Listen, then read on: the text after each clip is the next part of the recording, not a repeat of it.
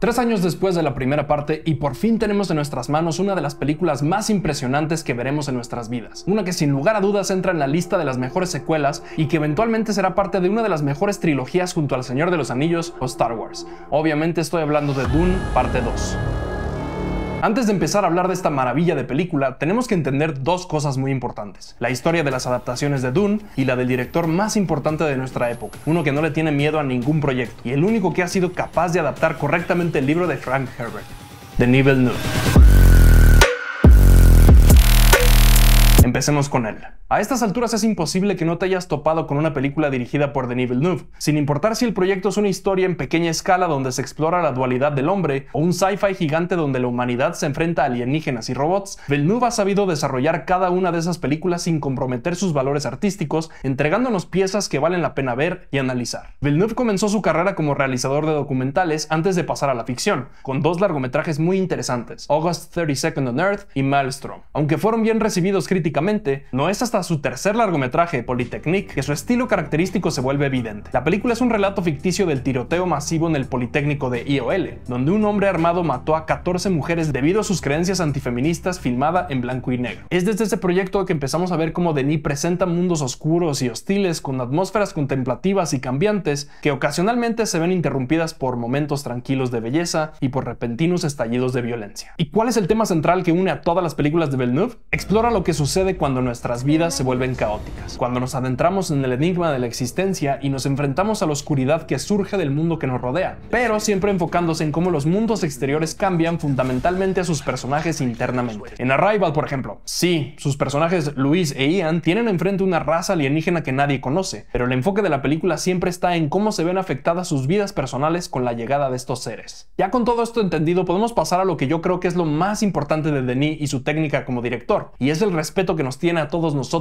como audiencia. Un director que no nos respeta cree que, como somos estúpidos, necesitamos que nos den la información importante de la manera más fácil y aburrida posible, o sea, con diálogo. Less than 30 minutes ago I was making love to you. Since then there's been a contamination. We've had a lockdown. I've killed 2 people. I've killed 2 people! Por otro lado, tenemos a Denis Villeneuve, un maestro de representar ideas complejas audiovisualmente, en vez de con diálogo. Un ejemplo es esta escena de Sicario, donde con muy pocas palabras por parte de Kate entendemos perfectamente lo que representa para ella cruzar el puente entre Estados Unidos y México. Kate no tiene idea de la complejidad que representa viajar a nuestro país para lidiar con el narcotráfico. Entonces, ¿qué mejor manera de introducirla a este mundo que atrapándola en el puente que la saca de su lugar seguro y la lleva directamente a lo desconocido? Un espacio donde cualquier persona a su alrededor puede ser aquella que le quite la vida.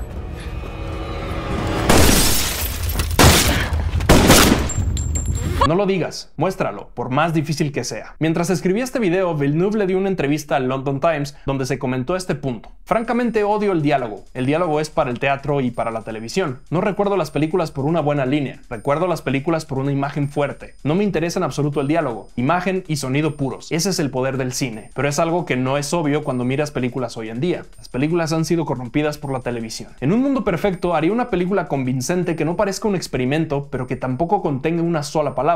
La gente saldría del cine y diría, espera, ¿no hubo diálogo? Pero no sentirían la falta. Aun cuando ninguna de sus películas iniciales fueron ciencia ficción, él soñaba con abordar el género en algún momento cuando la oportunidad y el proyecto fueran adecuados, con alguna de sus películas favoritas siendo Encounters of the Third Kind, Children of Men y Under the Skin. No fue hasta que se le presentó la oportunidad de trabajar en Arrival que su sueño de niño se volvió realidad. When I started to work in Hollywood, people were asking me, what would you like to do next? And I always answer sci-fi because it was the obvious thing that I could not make at home, and I was dreaming to do sci-fi since I was a teenager. No vamos a comentar mucho sobre Arrival en este video, pero por favor les ruego que la vean hoy mismo. Aunque ya la hayan visto, véanla otra vez. Fácilmente entra en mi lista de las 5 mejores películas que he visto en mi vida. Pero bueno, el punto es que ni siquiera había terminado de hacer Arrival y Denis ya estaba en preproducción para hacer otro pequeño proyecto llamado Blade Runner 2049. Una vez más, no vamos a comentar mucho de esta joya de película, pero esta vez les voy a dar un breve resumen de lo que pasó a su alrededor. Originalmente Blade Runner 2049 iba a ser dirigida por Ridley Scott, pero decidió, por suerte, irse a hacer Alien Covenant. Villeneuve abordó el proyecto con mucho miedo y cautela porque entendía lo importante que era Blade Runner, y sabía que si arruinaba la secuela, podría perder cualquier tipo de futuro en la industria del cine. Y aun cuando tenía una presión enorme sobre sus hombros, ya que la productora estaba en números rojos después de haber intentado revivir Point Break con una película terrible, la dirigió, quedó una película espectacular y fue un fracaso en taquilla. Villeneuve cree que gran parte de la culpa la tiene el cómo se marketeó la película, haciendo trailers y publicidad que le hacían creer a la gente que estaban por entrar a una película de acción, cuando la realidad es que Blade Runner 2049, así como absolutamente todas las películas del genio Villeneuve, son películas de autor, pero con diferentes presupuestos y escalas. Mi trabajo es hacer películas, no vender películas. A pesar de esto, su reputación después de esta película fue mejor que nunca, recibiendo más ofertas que nunca para hacer películas nuevas. Después de ese estrés y complicaciones detrás de crear un proyecto tan complejo como la secuela de lo que para muchos es la mejor sci-fi de la historia, Villeneuve decidió llevársela leve y finalmente tomar un proyectito menos ambicioso llamado...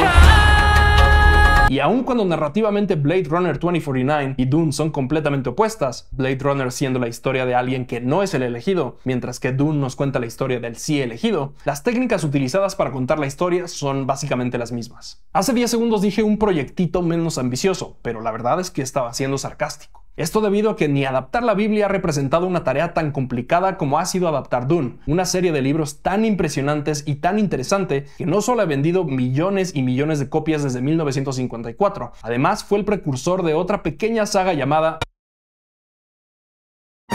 Frank Herbert solo escribió los primeros 6 libros, y aunque la saga empieza como algo tradicional, por así ponerlo, se empieza a poner más y más extraño mientras más avanza la saga. No voy a spoilearles nada, pero solo para darles una idea de lo serio del asunto, uno de los descendientes de Paul se transforma en un dios gusano y lidera el universo por miles de años. Desafortunadamente, Frank se enfermó y murió a los 66 años después de sufrir una embolia pulmonar devastadora. Su hijo, Brian Herbert, se asoció con el autor Kevin J. Anderson para continuar la historia, y su colaboración ha producido 17 libros más ambientados en el mundo de Dune. Para no convertir esto en un video de 4 horas, centrémonos en el primer libro. 2 veces se ha intentado adaptar esta monstruosidad de historia y 2 veces se ha fracasado, pero por razones opuestas. Primero, David Lynch intentó hacerla y desarrolló una sola película intentando abarcar el libro completo, pero no salió como esperaba, aun cuando Frank Herbert no solo le dio personalmente notas para el guión, además confiaba plenamente en el proyecto. Are we to expect another Star Wars type spectacle? I really am expecting much more of a David Lynch movie. David has really written the screenplay.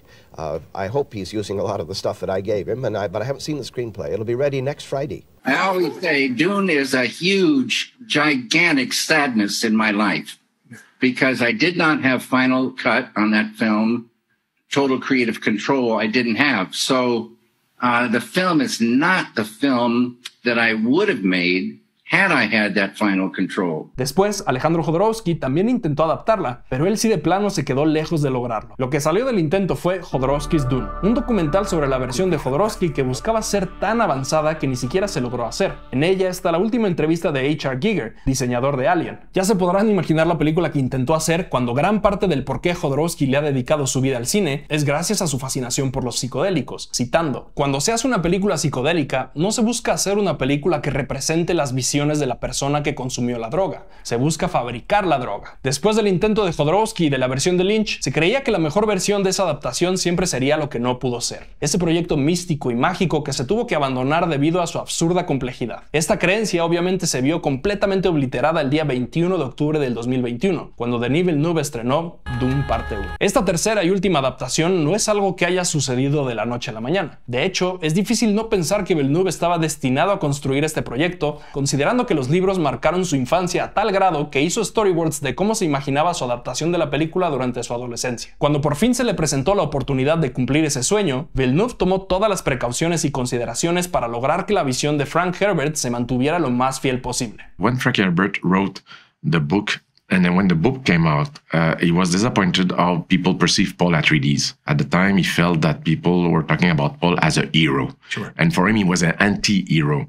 Don't trust leaders to always be right. De entrada, la primera libertad que se tomó fue crear la historia en 2 películas para cubrir los eventos de un solo libro, ya que consideraba que el universo de Dune era demasiado vasto y las razas demasiado complejas como para pretender serle fiel a los detalles con tan solo una película de 3 horas. Hay varios elementos técnicos que vamos a comentar sobre Dune 1 que se reincorporan y hasta mejoran en la segunda parte por el simple hecho de que no tenemos aún disponible la película en digital para los ejemplos. Empezando por la música, compuesta por nada más y nada menos que Hans Zimmer, compositor del Rey León, Inception y Spider-Man. Hans Zimmer es fanático de los libros desde joven y aceptó el proyecto apenas Villeneuve lo contactó. Él se encargó de diseñar una banda sonora que se sintiera extraña, casi irreconocible de cualquier cosa que conociéramos anteriormente, pero completamente enfocada en cómo nos hace sentir a nosotros como audiencia. Utiliza diferentes ritmos e instrumentos dependiendo de qué familia está en pantalla, y estos cambian de uno a otro cuando personajes de 2 grupos diferentes están teniendo una conversación. Primero vamos a escuchar la música que relacionamos con las 2 partes de la discusión, la de los Atreides y la de los Bene Gesserit.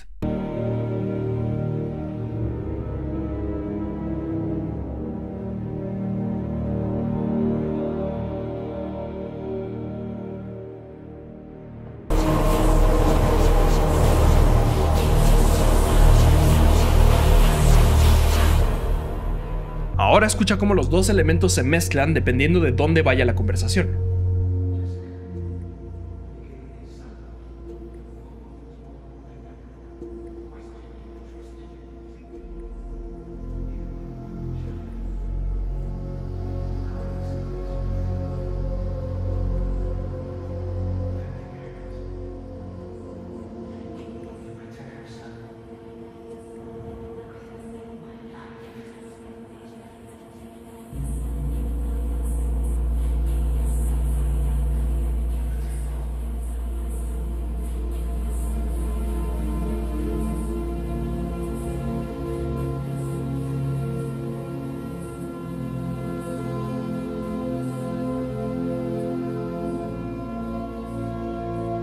La composición musical se enfoca mucho más en representar el viaje de Paul hacia su objetivo, reincorporando ciertos arreglos, pero con diferencias clave que enfatizan dónde se encuentra nuestro protagonista.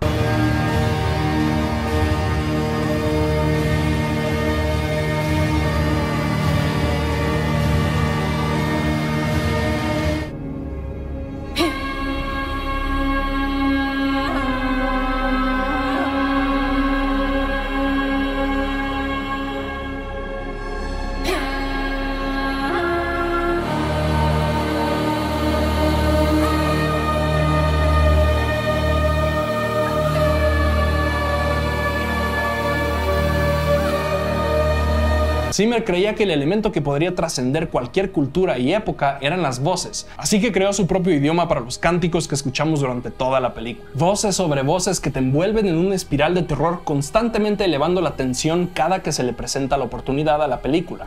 We're telling a story in multi-dimensional ways, and we're using voices and a language that you don't understand, and at the same time, somehow you understand it emotionally. Otro gran ejemplo de su excelente diseño sonoro es cómo se utiliza para elevar la tensión de ciertos momentos casi prediciendo lo que está por pasar. Así como la película nos presenta sonido antes de visuales, también nos dice exactamente quién está detrás del ataque del mosquito asesino, primero por la música que escuchamos, antes de por lo que vemos.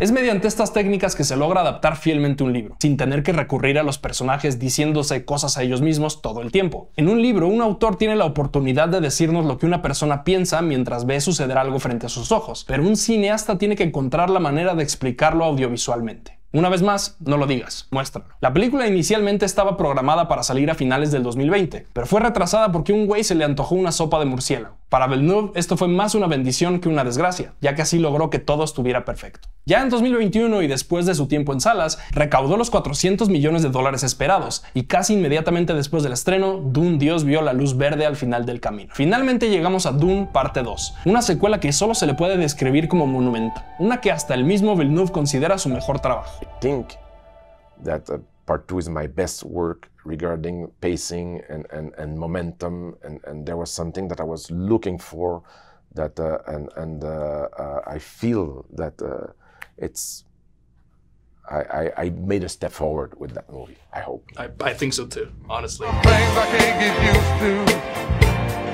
Es impresionante, no importa de dónde la analicemos. Los personajes son interesantes, están bien escritos y se integran perfectamente en la historia. Los visuales son la cosa más espectacular que van a ver en sus vidas. La música es intensa e interesante, el diseño sonoro se mezcla tan bien con los visuales que es imposible pensar en un solo momento donde no se ayuden a crecer uno con el otro. Los VFX hacen quedar a Marvel y a Disney como el hazmerreír de la industria. Todo, absolutamente todo, es digno de verse y analizarse por el resto de nuestras vidas. La razón por la que estamos hablando de esta película hoy y no en noviembre, cuando se tenía programada la salida para este proyecto, fue porque Warner Bros. Decidió retrasarla debido a las famosas huelgas de escritores y actores, que se llevaron a cabo a finales del 2023. Lo cual fue una bendición para los nominados a los Oscars de este año, porque legítimamente creo que Dune 2 les hubiera arrebatado 5 o 6.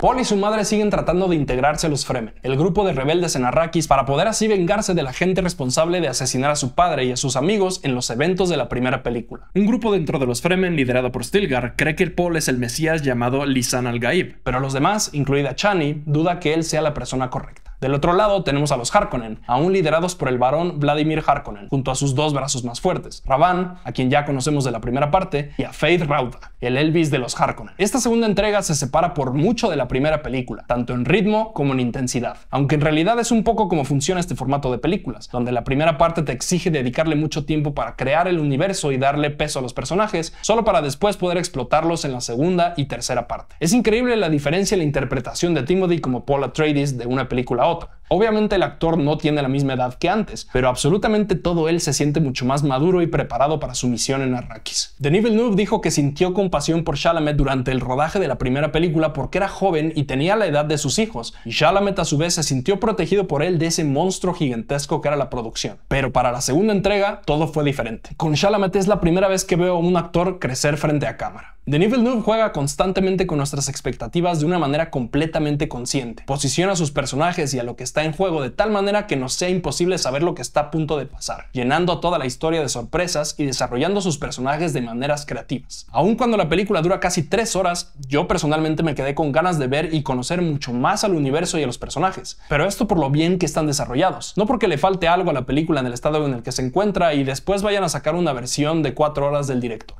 I think that the length of a movie for me is not important. It's not the physical length, but the mental length. I mean, sometimes you can watch a movie of 5 minutes and it looks like forever. And for me, there's no the movie is Dune Part 2 is the perfect length to tell that story. I'm not frustrated. I don't have another hour somewhere. It's what the movie I wanted to make.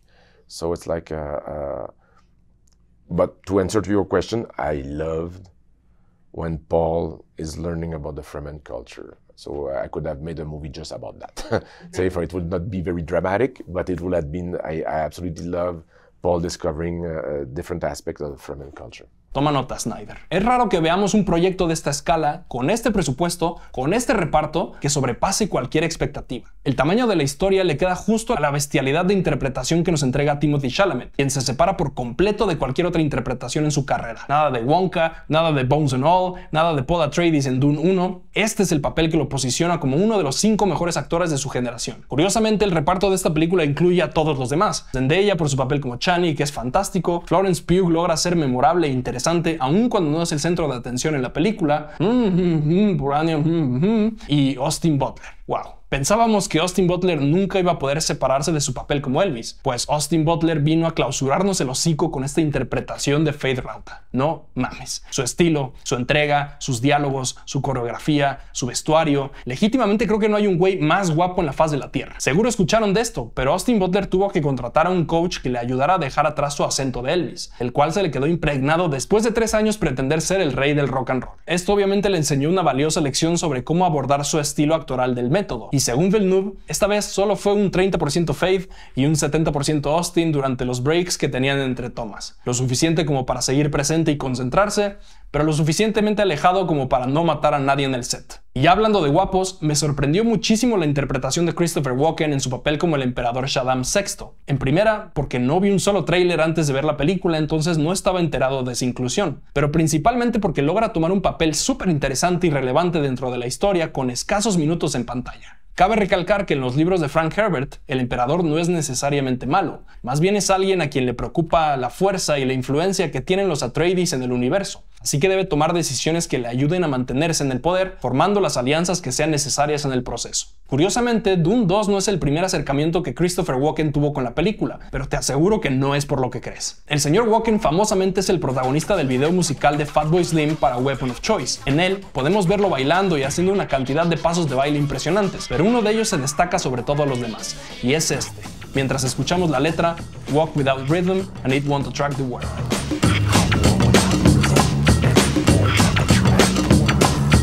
La violencia en esta película va en contra de todo lo que intenta hacer Hollywood con sus secuencias de acción. Los encuentros son breves pero impactantes, haciendo que el combate mano a mano sea casi anticlimático, pero se siente tan real y tan impecable que para cuando empezamos a procesar lo que está pasando, Denis Villeneuve ya terminó de filmar Dune 3. La razón por la que Dune con sus 190 millones de dólares se ve y se siente tan real contra cosas como Ant-Man, Quantumania, que se siente más falso que el amor de tu ex por ti con sus 270 millones, es porque se utilizan los VFX para expandir o mejorar elementos prácticos que sí existen, aun cuando vemos cosas que definitivamente no existen en el mundo real, como por ejemplo los omnicópteros, que por cierto ya pueden comprar y armar en Lego. Aún así se filmaron helicópteros aterrizando para utilizar el polvo que levantan dentro de sus animaciones. De igual manera todo se escucha tan natural porque se utilizan sonidos naturales para crear lo que escuchamos en la película. Las alas de los ornitópteros son alas de escarabajos, la aceleración son ronroneos de gato y los motores son panales de abejas. El mismo principio aplica en las locaciones. Sí se aumenta la intensidad e inmensidad de algunos espacios con VFX, pero los sets sí existen y tienen una presencia propia dentro de la película. Un elemento característico del diseño sonoro de Villeneuve es que logra pasar de una escena a otra utilizando algún sonido compartido entre lo que estamos viendo y lo que estamos por ver. Hay un momento en esta película donde Feyd-Rautha está por ejecutar a una persona utilizando un lanzallamas y justo cuando lo dispara, el sonido se mezcla perfectamente con el del viento de un gusano al que cortamos inmediatamente. La violencia está completamente implícita y utiliza el diseño sonoro para mandarnos directamente a otra escena. Lo que tenemos que tener en cuenta es que Villeneuve no está inventando estas técnicas, más bien las está ejecutando de una manera tan cuidada y meticulosa que hasta es difícil discernir por qué es que nos gusta tanto lo que vemos. Un ejemplo de esta misma técnica utilizada de la peor manera posible es la transición más pinche de toda la historia en House of Gucci, dirigida por la ex leyenda del cine Ridley Scott.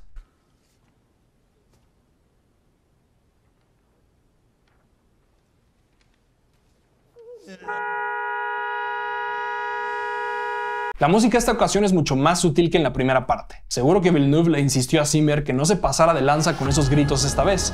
Gritos que por cierto representan un cambio fundamental dentro del personaje de Paul. La edición se siente tan diferente porque se enfoca mucho en cómo nuestros personajes sienten un universo tan interesante como el planteado en Dune. Normalmente en películas así de grandes el interés siempre está en esos wides tratando de abarcar todos y cada uno de los segundos invertidos en VFX, pero Dune está repleta de tomas que enfatizan elementos sensoriales como manos en arena o en agua. La fotografía es preciosa. Y aun cuando hay escenas de acción súper complejas con cientos de elementos en pantalla, jamás recurre a movimientos bruscos para dejar clara la intensidad de sus momentos. A diferencia de la primera parte, Dune 2 se filmó completa en formato IMAX. Tuve la oportunidad de ver la película primero en IMAX y luego en el Fan Event del Auditorio Nacional, y IMAX fue infinitamente más impresionante. IMAX es un formato más cuadrado y más envolvente, algo que se pierde por completo cuando ves la película en casa. Por más buena que sea tu pantalla, solo ves un 60% de la imagen que compuso la versión final en cines, y solo escuchas las frecuencias más superficiales. El equipo detrás de la mezcla de audio crea una segunda mezcla limitada llamada Low-Ro, donde cortan todas esas subfrecuencias y suben los tonos para que los puedas escuchar en tus audífonos. Lo que se pierde es esa sensación que provocan esas frecuencias tan bajas que hacen vibrar el cine.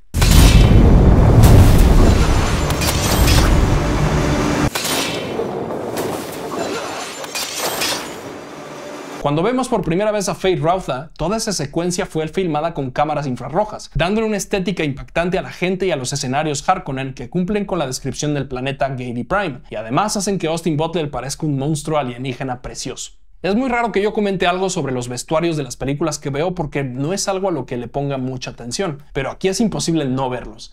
¡Qué chingados con los outfits! Urge que se acabe la civilización como la conocemos para que nos empecemos a vestir como vistieron a Florence Pugh. Ya aquí entre nos, el proyecto más grande que yo he dirigido hasta ahora es un cortometraje llamado Este lado hacia arriba, del cual les voy a contar muy pronto. Y gran parte de lo que aprendí en ese día de producción fue lo rápido que se te va el tiempo cuando tienes que estar revisando cosas y tomar decisiones todo el tiempo. Es impensable el estrés y la tensión que debe tener alguien como Denis Villeneuve con un proyecto tan grande y espectacular en sus manos, en el cual yo asumí debía estar delegando tareas constantemente a otros miembros del crew, pero estaba más o menos equivocado. How do you manage delegating on such a massive project like this? As a film director, you cannot absolutely delegate.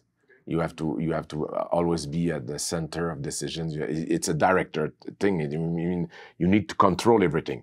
Saying this, for part 2, I had to be at several places at the same time. Because I will give an example. The warm ride sequence. It's a sequence that requires a lot of time because the way I wanted it to do, it was technically very difficult because I wanted the level of realism, and for that realism, it required a lot of time, and I couldn't myself sit on a set. Each shot required sometimes a day, sometimes days to set technically with the rigs and everything. So for that matter, what we created, I created a worm unit. It will be like a little film crew that will be part of the bigger crew, but that film crew will set the shots. I will explain to them what to do. And then they will take the time to set the shots during a day. And at the end of the day, when all the technical aspect will be set, I will come and direct. For that, I needed an extension of myself. I needed someone that helped me. My wife, who is a director also, was on that set and helping me setting things. So I had like to be at 2 places at the same time, but I was like going back and forth between 2 sets. That's a thing that I had never done before. That really drove me crazy because it's like that being a director is an act of presence.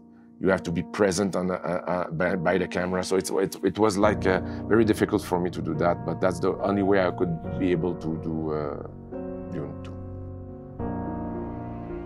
En diciembre del año pasado, Denis Villeneuve comentó que seguramente iba a dirigir un proyecto más pequeño antes de abordar la tercera parte de Dune, lo cual tiene sentido como noticia, pero no tanto sentido cuando sabemos que tiene 3 proyectos andando al mismo tiempo y ninguno de ellos suena nada pequeño. En una entrevista con Time, comentó que está trabajando en su versión de Cleopatra, en una adaptación del libro Rendezvous with Rama del autor Arthur C. Clarke y además en Dune Messiah, tercera película en la saga y segundo libro en la serie. Más allá de reflexionar sobre lo impresionante e interesante que son sus películas, creo que es importante pensar sobre quién es Denis Villeneuve.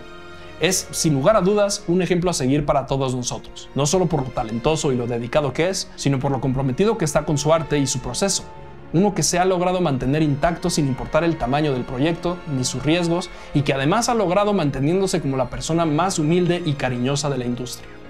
But with Denis, he is so wonderfully compassionate to actors on set, which is so not always the case. He created this very calm environment in which to allow us to have these silent moments full of breath and full of awe and full of wonder and full of confusion and conflict. And his direction never felt like condescending in any way.